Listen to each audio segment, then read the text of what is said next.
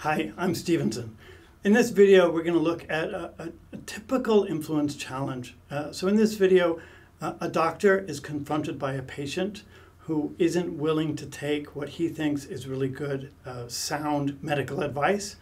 And his job is to somehow talk them into taking his advice. Mrs. Hurd, nice to meet you. Please take a seat. Hi, Dr. Young. Nice to see you again. How are you doing? Yeah, well, thank you. I understand that you wanted to have a bit of a chat about sort of vaccinations for I Billy. just came in for a baby check, so I know you guys are always going about vaccines at the 8-week mark, so Yep. I guess we have to talk about that today. Absolutely. Okay.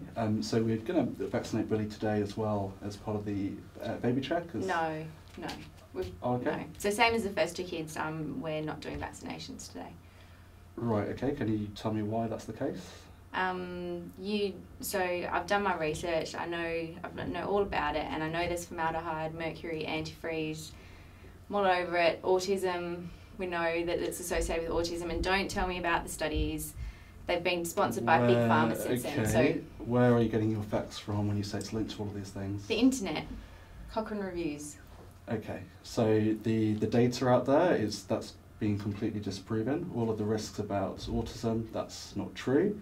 All of the toxins that you talk about, they're in kind of very safe doses. There's no evidence behind any of that, okay?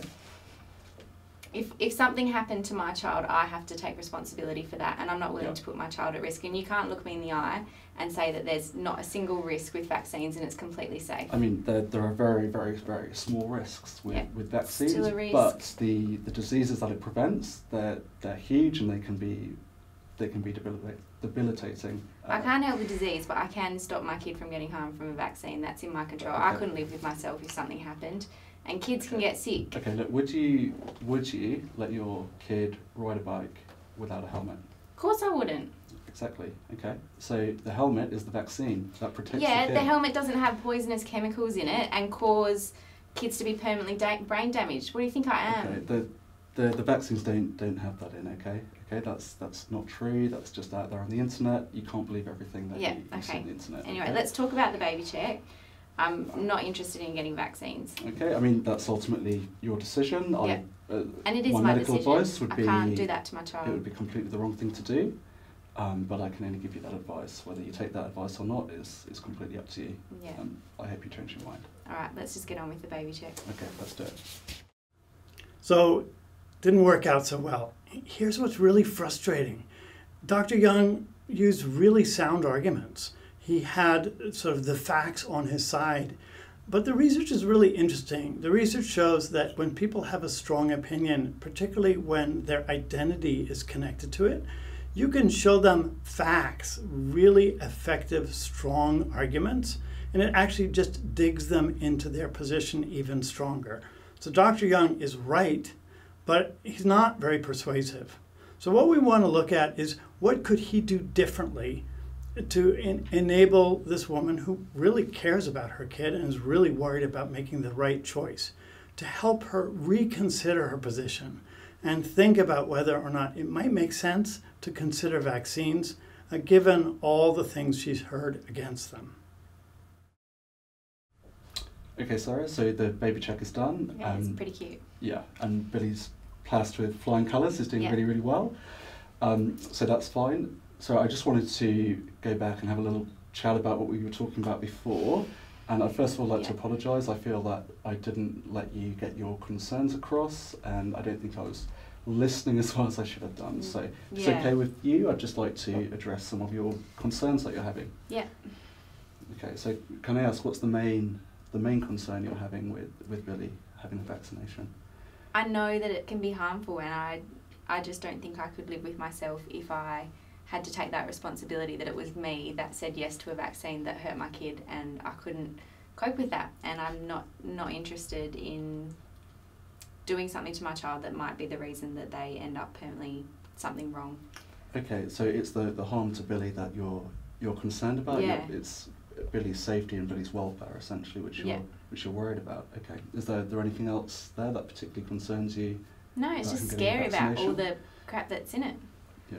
Okay. All right. And anything in particular that's in the vaccine that you wanted to discuss or that you're worried about? I know it's all in small quantities, but it's still there. But I know that you can never say that it's completely safe, and you know that, and I know that. You can't ever say that it's really safe. And if it was that small chance that it was my baby that something happened to, I'd be responsible. And yeah, absolutely. Yeah. And Sarah, you're right. Of course, there's nothing that we do in medicine which doesn't have a risk attached to it. Yeah. What I would say is that I think our points of view are actually more aligned than what you may think initially. So my primary concern is for Billy, as I can see that your primary concern is for Billy as well. Yeah. And ultimately we both just want Billy to be happy and healthy. Yeah. Okay. Some of the information that you have, you've got from the internet and you've done your own research, and I can tell by talking to you that you're very intelligent and that you understand how research works. Yeah, and you talked about the Cochrane Review, you clearly have a good understanding of those things. The trouble with so much data out there about vaccines, it's hard to know which bits to take, and sometimes you can miss some data which isn't there. Okay. If it's okay with you, I'd like to share some of that data with you to see, just so you can make a fully informed decision, so that we can give Billy the right form of treatment, the best. Okay. The best for his healthcare. Yeah, I'll have a read. I don't think it's ever a bad thing to read stuff. Okay, perfect. And maybe after you've had a read of that information, we can come back and have a further discussion if you'd like to. Okay. Yeah, sounds good. Okay. All right. Thank you. Thank you, Sarah. Bye, Dr. Young. Bye. So we're not all the way there. It's going to take a while for this mom to sort of open up and reconsider her position. But we actually have a solid basis. Dr. Young has changed the relationship from one of antagonist, you really should do it this way, and she just thinks he's pushing her and he doesn't understand her, to one where she's beginning to feel that he's a partner. He's really understood sort of the emotional place which she's coming from. He's empathized with her interest, which is to take good care of her kids and avoid unnecessary risks. And she's beginning to think about whether or not she might be interested in other information that might eventually move her towards making a different medical choice for her kids.